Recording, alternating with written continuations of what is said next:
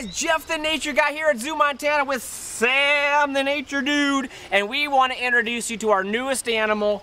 Look at this guy right here. Now, I apologize about the fence. We were going to do it out on the exhibit, but he wasn't really cooperating, so we brought him back here so you could see him up close and personal. But how cool is this animal? Do you know what this guy's called? What's he called? A Takin. This kid knows everything. It's a Takin. Nobody knows what a Takin is, but Sam the Nature Dude does, and it is. It's called a Takin, and they're from northern China. You ever heard of China before? It's a really big country. They're found way up in China, up in the mountains, like 14,000 feet up. So you can imagine these guys, do you think they like cold weather?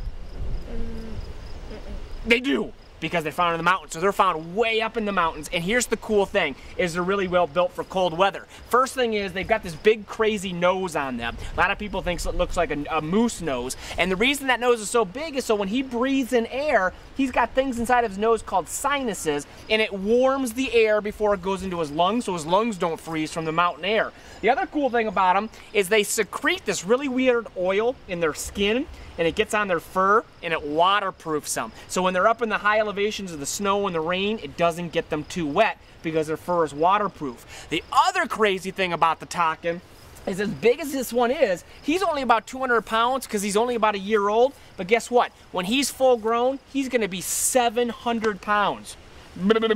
That's big, and that's huge. And you saw firsthand, this guy's a little sassy, and he can be a little mean. In fact, they're often called a goat with an attitude, because that's exactly what they are. And you saw what he did when you got too close. Believe me, when they're big, 700 pounds, you don't want to be anywhere near this guy. So we don't do anything with this animal inside his habitat because they can be kind of dangerous. But the cool thing is, you've heard of the giant panda before, right? The big panda bear, black and white panda.